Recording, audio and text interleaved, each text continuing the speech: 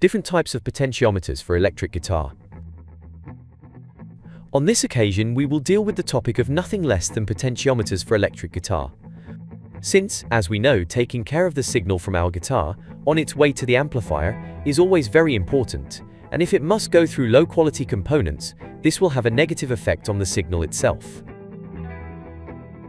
In addition, investing in good potentiometers is not expensive at all, because a quality potentiometer is usually between $5 and $8, and the installation is not very complicated.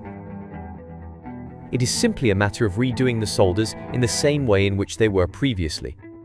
You can make notes and photographs before making a change of these components to keep everything exactly as it was. But below I will detail the guidelines that we must know before getting down to work, the most suitable types of pots for tone and volume, and the most appropriate for single coil and dual coil pickups. Because in life everything we do recklessly has a high chance of going wrong. There are two types of pots, linear and logarithmic. The logarithmic potentiometer is usually detailed with the letter A and the linear with the letter B. Both a linear and a logarithmic potentiometer will deliver 0% at minimum and 100% at maximum. Regarding this, there is no difference between one or the other, within the same range of qualities. Their differences are found in the intermediate zone between their minimum and their maximum. In linear pots, the resistance increases continuously and progressively, while in logarithmic pots, the resistance increases exponentially. The human ear is said to be more logarithmic or exponential than linear. This is very easy to understand with an example. If we have a backpack and another person fills it with sand in a linear fashion like an hourglass would, we will not feel any weight until the backpack has been loaded with a certain amount of sand.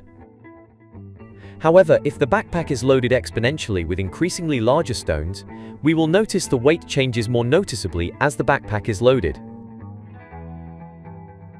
Consequently, the audio potentiometer delivers only a small part of its potential towards the middle of its travel, although contradictorily our ear perceives the audio progressively.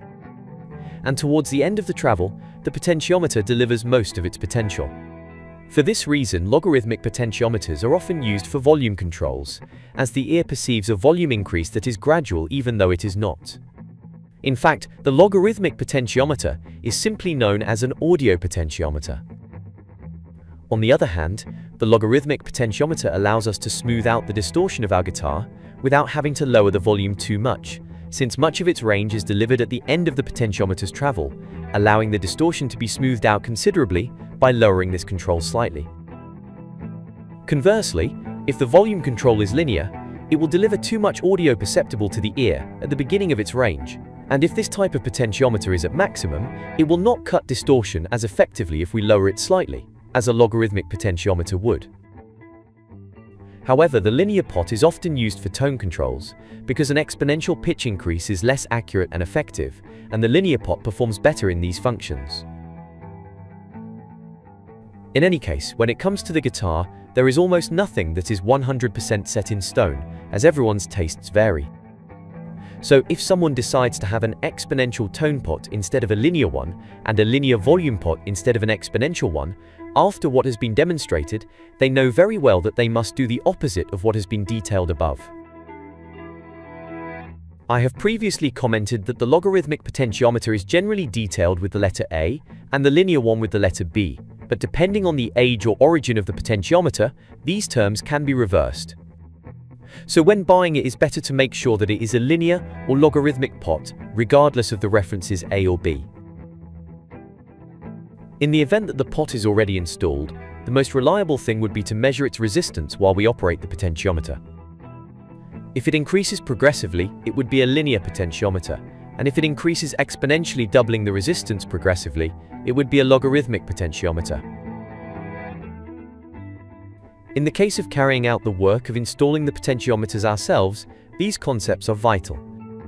In any case, we can always choose to leave this job to a professional who is an expert in these functions, or even an electronic technician can lend himself to perform this function without major problems at a fairly affordable cost, since it would not be a difficult operation. However, it is always beneficial to know all these issues to effectively guide the technician or luthier of what we really need. although in general it would be a logarithmic potentiometer for volume and a linear one for tone controls.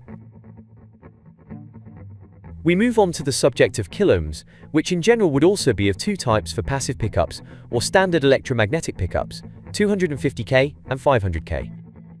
The lower resistance, 250K potentiometers filter out the higher frequencies, and the 500K ones let these frequencies through better. For this reason, pickups with a dull and poorly defined sound, such as double coil or humbucker pickups, usually mount 500K potentiometers. And the treble and defined pickups, like the traditional single coil pickups, usually mount 250K potentiometers to soften these frequencies that could be annoying. But if we notice that the sound of our guitar is somewhat strident with 500K potentiometers, we can mount 250K to obtain a slightly softer and warmer tone, and vice versa. If we notice that the sound is not very defined with 250K potentiometers, we can mount a 500K to have a treble or more penetrating tone. Once you are familiar with all these concepts, you should check the dimensions of the potentiometers before making a purchase to ensure that they are the same size as the potentiometers they are replacing. We must also check how the buttons are attached to the potentiometer, as there are both knurled and smooth shafts. The spline shafts are designed for snap-on buttons, and the smooth shafts are attached to the button by a small screw housed in the side of the button. Something to keep in mind if we want to keep the original buttons, or if we also want to change them. Push-pull potentiometers are typically operated by pulling the knob out to accommodate additional wiring, typically coil-splitting systems on dual-coil pickups. Personally, I don't like this type of potentiometers, due to the fact that they tend to be too soft, and their adjustment can be very easily modified unconsciously or accidentally. Better to place a quality standard potentiometer and install an independent switch for wiring derivation functions.